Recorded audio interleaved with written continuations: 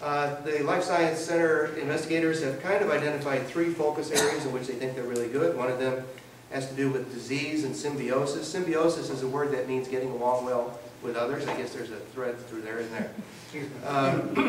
But microbes that live on the roots of soybean plants and help the plant grow better used to be diseases.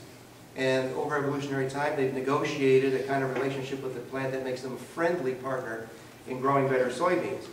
We have some of the world's leading experts on how they do that in our center, and some of the world's leading experts on what bacteria that are pathogens do when they invade plants, and that's an unbelievable team. You put that together with a really good team of human disease researchers, and if you're willing to cross over disciplines, you really do have a chance of getting more bang for the buck than you get from the individuals. We're very strong in neuromuscular scientists. I like to joke that they're on the verge of producing things that I can swallow or get a shot with that mean I don't have to go to the gym. They don't think that's so funny. But one of the interesting aspects of our neuromuscular group is that they are extremely well funded by private foundations. Some of them are international leaders in their field in curing particular kinds of neuromuscular diseases and are supported to the tunes of many millions of dollars by private sources without ever going to the federal government. And then finally, I already mentioned the strong plant group. And again, I want to emphasize thinking about sort of our natural agricultural heritage here as something to be useful in the future. That's a picture of Henry Ford whacking the back of a 1939 Ford made of soybean plastic. At the time, he had planned to make Fords of soybean plastic and to power them with biodiesel. Does that sound familiar? I think we're back there. Not quite as far back as Peter's 1907 picture, but he's also wearing a soybean fiber suit in the picture. Henry was really big on soybeans. He's probably very regular, too.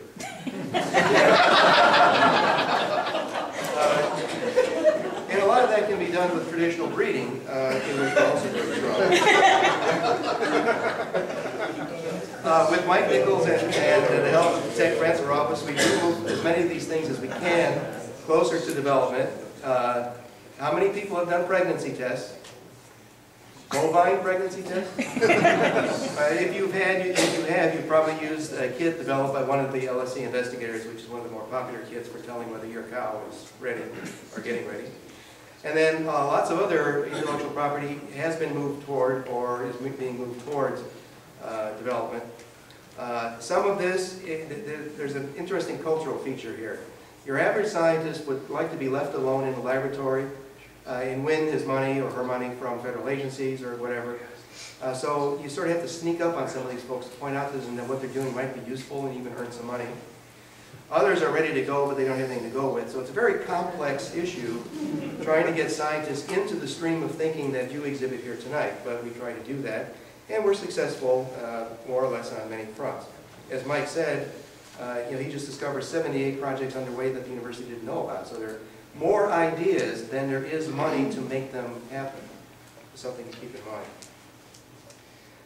This is how much direct expenditure of federal granting money our center made here this year. And as Mike pointed out, this is mostly, or I think it was Rob pointed out, this is almost entirely money coming from outside the state into the state to be spent here on research.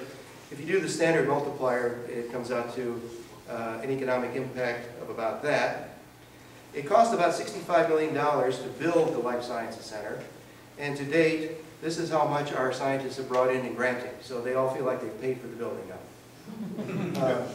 If you use the standard multiplier for that, then the grant money that we've been spending here in Columbia has been worth around $100 million. And that doesn't include the benefits of building the building or furnishing it or the houses that were bought by the investigators or anything else. This is just grant dollars spent here.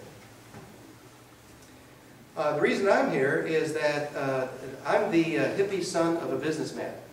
You know what that means? I thought about business before I took this job. We were not friends. Neither was I with my father.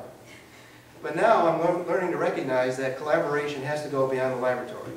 It's easy for me to imagine that a chemist needs to talk to a physicist, needs to talk to a biologist to get a complicated job done.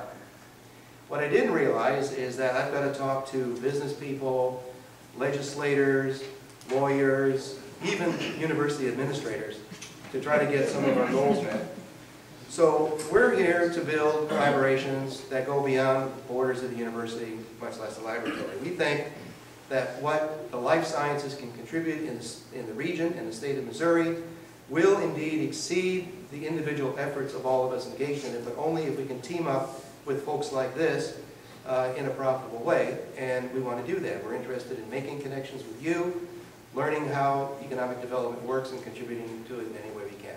So that's our little story from the corner of Rawlins and College.